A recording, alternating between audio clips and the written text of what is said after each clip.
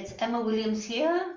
I am bringing in from Australia, and I'm with the REALI team, the Realist Research Evaluation and Learning Initiative at Charles Darwin University, and very pleased to be kicking off this event.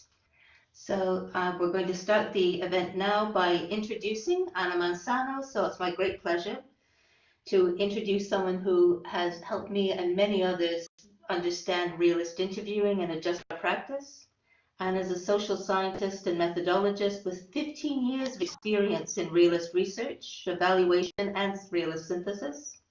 She's the co-author with Ray Posson of the seminal paper on realist evaluation standards, Realist Evaluation Workshop 2012. She was part of the pioneering research group, Ramesses 2, Developing Methodological Standards and Realist Evaluation Methods. And many of us, including me, will know her as the author of the paper, The Craft of Interviewing in Realist Evaluation from 2016, that has helped me on more continents than I could shake a stick at. So thank you so much, Anna, and very pleased to hear that you're expanding it now to group interviews. Thank you so much, Emma, for your kind words and for that introduction. And thank you again for accepting to chair this webinar today. You're really thinking that you were going to be there on the other side of the globe.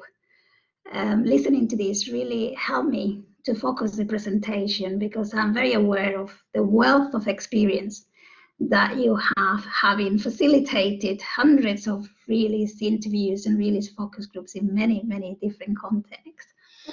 And I suppose on the topic of that expertise, of the audience, of all of you, thank you, that I can see are still joining in the webinar.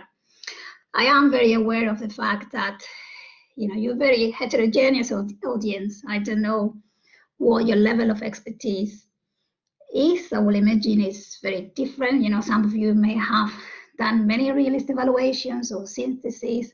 Some of you may have hardly heard about realism and decided to join today. And the same with focus groups. Some of you may have facilitated some of them, others may have never done that. So it's really difficult for me to please all of you. So I suppose I'm better saying I am not going to meet all your learning needs. But what I've done is at the end, I have added a slide with other resources that can help those of you that want to be, going a bit further into the learning about realism or evaluation, realist evaluation, etc.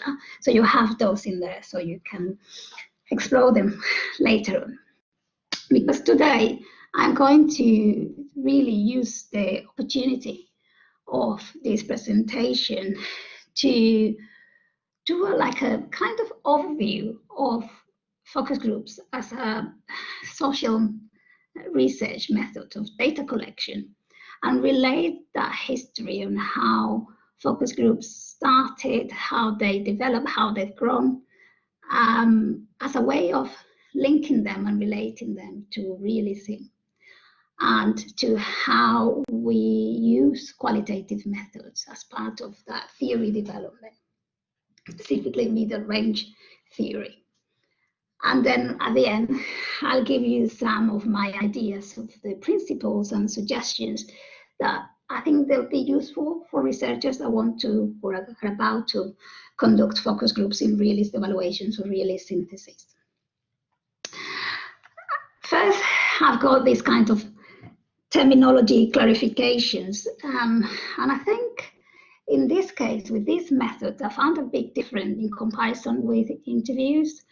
Because when I did the interview paper, they weren't, you always have terminological problems, but they weren't as obvious as in here. There are many, many, many expressions that are used to refer to this concept of putting people in a room for research purposes and putting them in a group. I will say there are three key expressions: focus groups, groups interviews, and group discussions. But there are then a really long list of other expressions that are used that are very similar methods, like stakeholder conversations, stakeholder groups, Delphi methods, co-production workshops, all those things. Often, especially these 3 group interviews, focus groups, and group discussions, they are used interchangeably, like if they meant the same thing, but actually sometimes they're not. So some researchers do establish distinction, and when there is a distinction, it tends to be between focus groups and group interviews, and is related to whether the researchers are interested in the communication processes that happen in a group and how they're different from when you just have one individual. And those communication processes are kind of part of the findings. But also what is clear is that there are geographical and preferences, whether you're in the US or in Asia, you may prefer one term over the other, and the same with disciplines, whether this term is used in academia, sociology, or whether it's used in marketing and polling kind of studies. And I think more than in any of the other methods that I looked at, these terminological problems probably originate from the origins of how focus groups emerged in kind of the evaluator or the social researcher toolbox of methods. And they're actually quite late starters. They don't, in the early 20th century, most of the traditional social science qualitative research methods like the interview, participant observation, ethnography consolidated already. But focus groups only got established in academia and evaluation later on at the end of the 20th century. But they did, in fact, started in the 1940s in what we will call today something of a hope. Is recognized like the center of the empirical sociology of the time, which is the Bureau of Applied Social Research, so called the BARS, that was run at Columbia University by Paul Lazarsfeld. So in there, they had lots of researchers, lots of sociologists, and Robert K. Merton, some of you may be familiar with his name. He'll come out quite a lot in this presentation, because it's the theories that develop the concept of middle range theory that we use in realist evaluation and realist synthesis.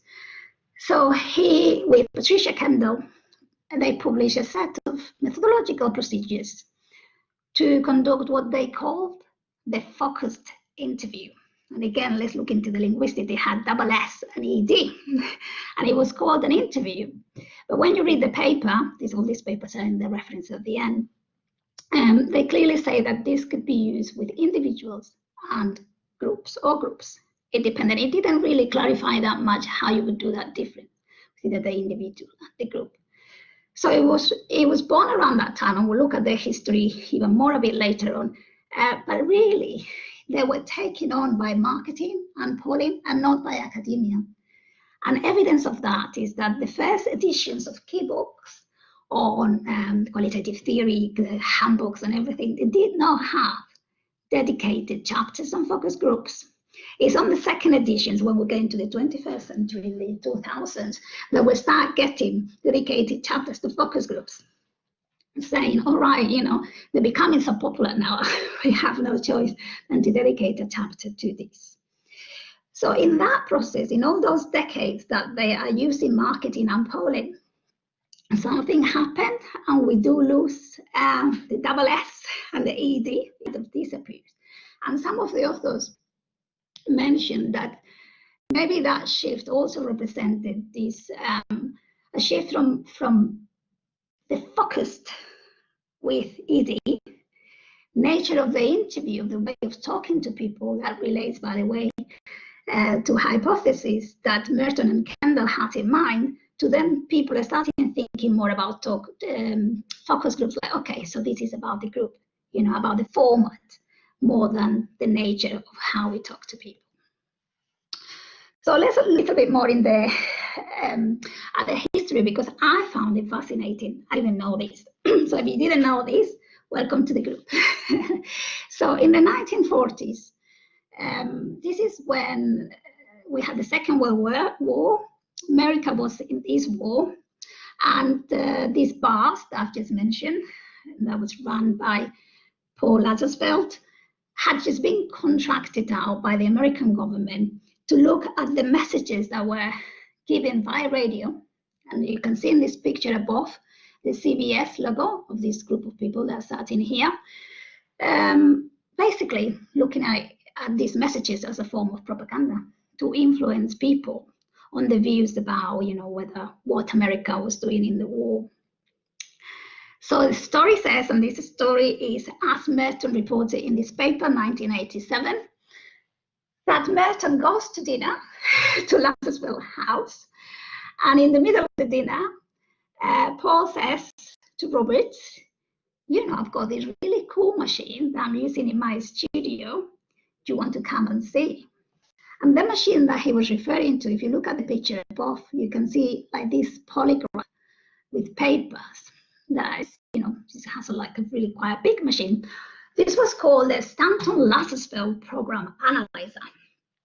Quite a long name, and it ended up being called by the researchers as Little Annie. Now we can see Paul Lazarsfeld in here. This is Lazarsfeld faffing about, looking at the results in here. So the bars was like hope for methods, I think we'll call it their methods for entrepreneurship. And they kept inventing things to trying to understand social behavior. So Paul goes to the studio and finds this group, and this is probably this picture above, one of the first pictures of how focus groups started. And they started in this way. A group with 20 people, we can see a mix of women and men. And if you look in detail, I know it's very old pictures, so the quality is not great, but you can see that they've got something in the hands. So what they have in their hands is a controller with two buttons, one that is red and one that is green. And as they're listening to the radio program, they needed to press either one or the other, depending whether they were liking or disliking the message.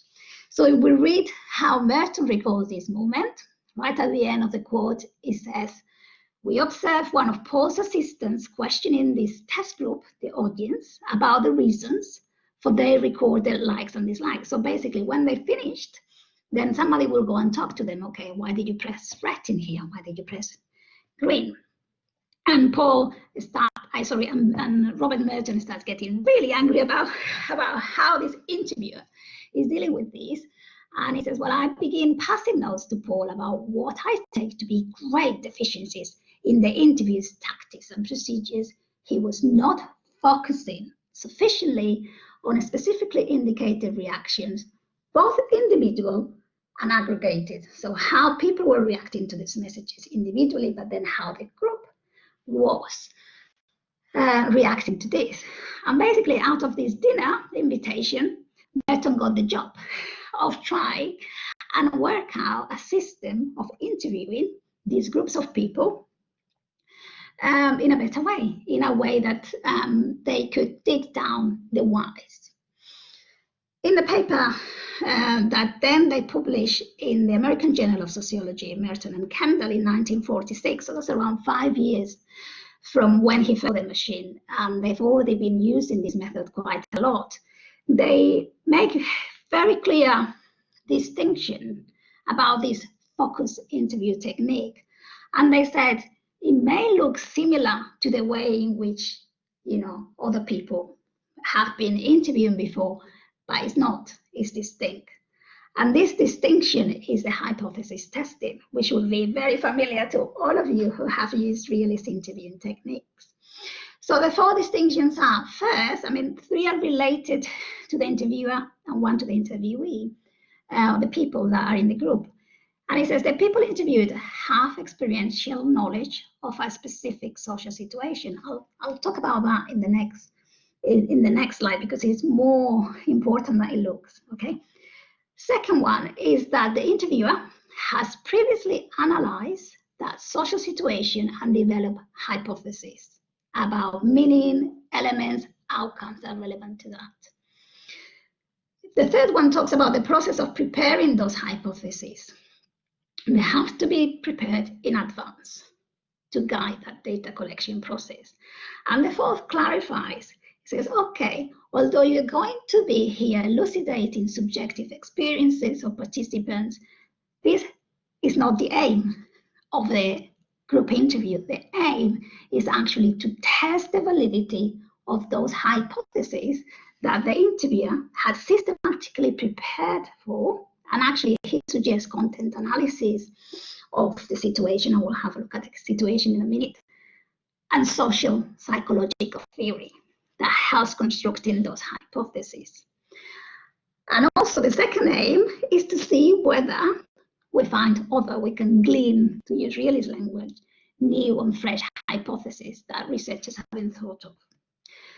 That thing about the specific social situation is important because this was all about evaluation and about a control situation. So the 5 types of situations that qualified were a person or a group of people who read a written pamphlet, listened to a radio program, watched a propaganda film, entered a control situation, or took part in a scientific experiment.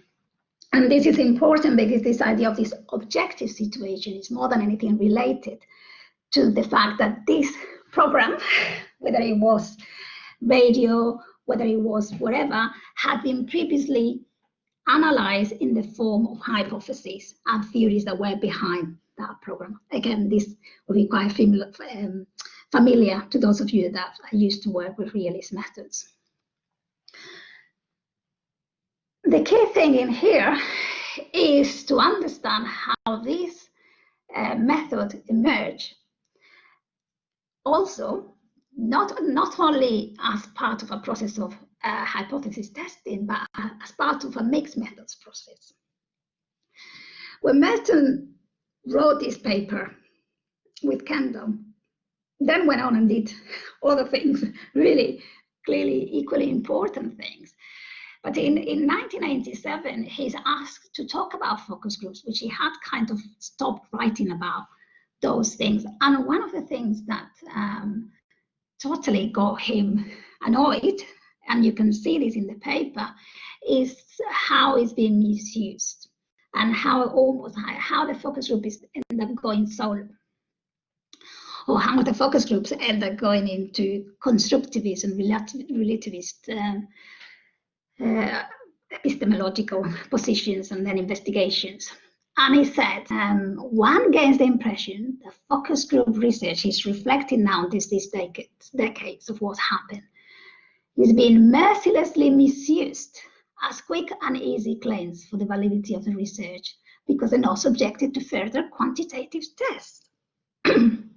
And then the end explains what this misuse, and it kind of doesn't know whether to use abuse or misuse, and decides on misuse. And he says, they're taking merely plausible interpretations deriving from qualitative group interviews and treating them as though they had been shown to be reliable and valid for the kind of distribution of the whole responses. And he was not happy about this happening.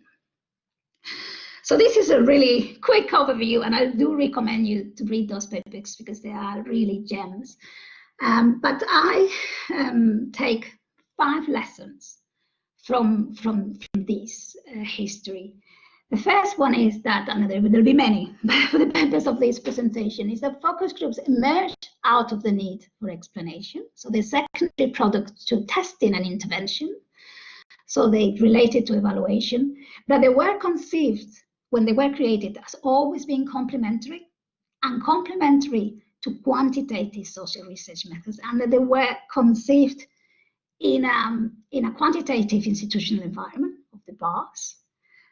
But since then they evolved somewhere else, and this is the third point, they have become a natural habit for paradigm blurring, which I call, because they have that kind of curious ontological status. Where he ended up developing in constructivist studies later on. I think the fourth one is really important for everybody, but also really is that focus groups are open systems. They are embedded in context. And we need to take this context into consideration. And also, finally, the role of the researcher and the evaluator. From that first impression, from Merton, where he was getting really angry and writing notes that this facilitator was not doing the right thing. I think that started a trend of, let's tell the facilitators off, which it kind of goes on and on about all the manuals I've read and books about focus groups and whether the facilitator is doing that or being quiet or not being quiet, saying this or not saying that as an indicator of quality. That can go, and it gets blurred with that paradigm blurring from almost like two different personas, a facilitator that should not influence and say anything, and there or another one that needs to be sharing a bit more. So what we learn mainly from this as well is this idea that the foci of this data collection method, when it was created, was on hypothesis. And this is where I get the link between the focus group's history and middle-range theories, realism, and qualitative methods. So Merton, a few decades later, remember it was the 1940s when he creates that method to consolidate it. In the second edition of this famous book, Social Theory and Social Structure, he introduces the concept of middle-range theory. And these are theories that lie between the minor but necessary working hypotheses that evolve in abundance during the day-to-day research. So for those of you who use realist research, evaluation, synthesis, know how much Paulson talks about middle-range theories and Merton in this, I put a picture of these 3 key books, but many of his papers directly, explicitly mention Merton. And I would say that Paulson is in fact Mertonian. And he does actually uses this analogy that is useful for the evaluators, where he says actually social programs and policies are in fact middle-range theories. I found it Mertonian middle-range theories. And what we need to do as an evaluator is to learn how to systematically, using theory and using hypotheses, see whether these theorizations are correct, incorrect, for whom and in what circumstances. So he did suggest procedures to do this hypothesis construction based on scientific realism. So the real mechanisms, the causals or the events which may or may not be observable, and empirical, the evidence and observable events, are elicited through a series of hypotheses that we test through mixed methods, being some of them qualitative and some of them quantitative. And it's an ongoing iterative process of testing, refining, and testing again. So the history of realism and realism scholars talking about qualitative methods and almost like reclaiming the space that qualitative methods have been hijacked by constructivist positions starts in the 1990s. And now in 1992, Maxwell writes about the realist approach to validity in qualitative research. And this gets really heavily criticized by the relativists and constructivists. And actually that he explains in the preface to his book, A Realist Approach for Qualitative Research, that actually was the motivation for him to go, wait a minute, why not? But in 1995, already we had Hammersley and Atkinson who looked at the qualitative interview within ethnography and explained how you could use, identify patterns and use those processes to do theory testing. In 1996, Paulson writes the paper on theorizing the interview, again with this process. Is very explicit and it follows on later on the other books. So when this explicit mention of focus groups, so I thought, well, okay, so that was the interviews. And when I started looking at all the other history of using theory and the other methods, I thought, okay, so there's not much specifically on now how we use theory in focus groups now. So let me just have a look at what is the current practices in evaluators and synthesizers when they're using focus groups. I did a mini review, looked at 40 papers, 20 realist syntheses and 20 evaluations, including protocols, and look at them thinking, okay, so how and when are group discussions used in those two methods and methodological approaches, and how, what is the role in theory here, and how do they actually compare, how this is used different in empirical examinations like realist evaluation compared with synthesis. And this is, I'm going to present you very brief findings. I think they use very differently, that's the key thing. In both ways, in format and also, in format, but also in the way they use the theory.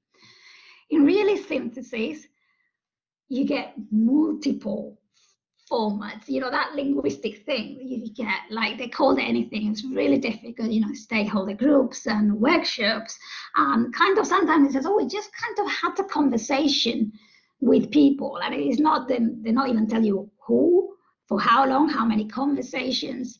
And I will say that in realist synthesis, the 10 focus groups was more like an exception than the norm, while in realist evaluation, focus groups was the standard 10. In realist synthesis, most of these encounters were not recorded. It looked like they weren't policed by ethics committee regulations, but although some of them look very structured. Also, which I found really interesting, is that it was inferred by the type of encounters that the whole review team were joining these stakeholders in realist synthesis, while in the realist evaluation, it was only a moderator and a facilitator that would do that. So this is the kind of thing of the format. And then with theory development, I think the key finding in here is that in realist synthesis, despite the fact that they gave the impression that the focus groups were more unfocused, that the discussions were less focused and more relaxed, they were actually very explicitly positioned in a specific and distinct phases of the theory development. And that didn't happen in the realist evaluations. Normally, it did happen in some. And in realist evaluation, they were treated more like theme generators, more like kind of the constructivist way of using them. And also, they were using them as an and/or with interviews. Patton called this situational responsiveness. Oh, well, we want to talk, they will say in the protocols, we're going to talk to focus groups, but if we can't recruit, there'll be interviews. Emma, I know I'm a bit late, so I'll rush through this last through principles. So having looked at the past and look at the present, I thought, right, okay, let's think about how there are some principles that researchers should take into consideration, and hopefully, like happened with the interview, can be useful when you try and organize these group discussions. The first principles are related with realism, and I think it's this understanding that they are distinct and they are different from running focus groups and their other type of ontological positioning. And they are distinct because of what Merton explained, because they are actually evaluation tools to infer causality. And to do that, you use hypotheses explicitly. The context of groups versus individuals is really important on deciding whether to use one or the other, which is one of the things that was missing from that review that I did. The third one, I also think this is key because I was fascinated by how quite a few of the papers claim that they were talking to this group of people were giving them a voice. And I'm sorry to say, because I know this is not very politically correct, but the aim of doing focus groups in realist studies is not representationist. It's not because you want to give people a voice. You want to hear subgroup voices because that's part of the examination of this sub group analysis that can get you to theory development. And this is really important because in quantitative research, people are in fear of subgroup analysis because it gets your number down. When you're using qualitative methods, it's really important that you dig down into the possibles, whom and in what circumstances, because then it can get you to other hypotheses. And then this role of the facilitator being different. I'll give you some examples in here. The examples come in the preparation, like Merton has said, the researcher needs to be very, very knowledgeable of these hypotheses and prepare them in advance. When I was looking at the history, I found out that it was in the 1950s that in Harvard University they created this special room. You may have seen this more in the movie, I believe, that more than use them in focus groups. I certainly haven't used them myself, where the researchers are, this is more typical of marketing and polling studies, where the researchers are actually in another room and there is a one-way mirror. And this fascinating effect and phenomenon happens, and that Greenbaum pointed out. He says often the participants begin to talk to the mirror, because what happens is the facilitators have an earpiece and the researchers are giving them instructions on questions that they should ask. And the participants that, of course, they're not stupid, realize that the important people are behind the mirror and they start really talking to the mirror rather than the moderator. I thought, right, I think what we need to think in here is to get the groups to talk to the theory. Not because the important things are not the researchers behind the mirror, but the theory behind the mirror, all the work that researcher has done before. I've got an example in here from a focus group discussion from one of the studies that we've just finished with in Nigeria, led by Tolim Mirthoep, that is here in the room today. And it's about how we place theories explicitly in group discussions to the group to encourage a deliberation. For those of you that know about the realist interview, the classroom, the person mentions this idea of there is a teacher-learner circle that happens between the researcher and the interviewee. Well, in here, obviously, we have a classroom, we have a group, and we have a group of teachers and a group of students. So how do you do this? In here, this researcher is exploring whether conditional cash transfers have made a difference in women coming to the health center for pregnancy. And it just basically explicitly says and uses as evidence that she got this theory, this hypothesis from another conversation, from another group discussion. She says, a previous discussion with community members suggested that pregnant women feel more confident to access health services when they receive money to attend the health center. What do you have to say about this? And this is a question that is get to the group. And importantly, the participant one immediately says, no, I did not come to this facility for the money. I came for the sake of my health and my baby. Interesting refinement immediately in there is like, okay, so is the health of the baby is always going to be more important for a mother than money. But participant two is thinking, is looking at the mirror, is looking at the theory and says, there are those who come here because of these incentives. This clearly is none of them, but there are those who come here for their health. Since the program ended, and now she tries to keep thinking and dig it down into theory with more evidence on the people that she knows. And she says, since the program ended, people still come here. So therefore, they're not getting any money now, and they're still coming here. And the health center is still active. And participant 3 says, actually, even before the incentives, people were already coming. So clearly, there have to be other kinds of contextual information in there that is important. I'm about to finish, Emma, in case you be worried. So how that evidence is shared explicitly to encourage group thinking is also done by showing the quantitative study. In this case, the researcher says and explains, for example, that we've seen quantitative data analysis that some women that actually were coming here for the money, or they were coming here because they were offered money, and the money, by the way, was offered for four different sessions, antenatal delivery, so 3 antenatal delivery. Oh, sorry, you have to remember whether it's 3 or 4 antenatal delivery of the baby going into labor and then postnatal. But some people, according to the quantitative data, they did not deliver the baby in these facilities. So why do you think that's happened?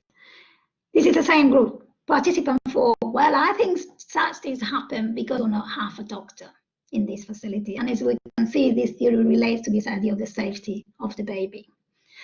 Participant 5 immediately start thinking about whether she knows somebody. So actually, I know a woman who comes to this facility and she didn't give birth in this facility, so you're actually right, basically.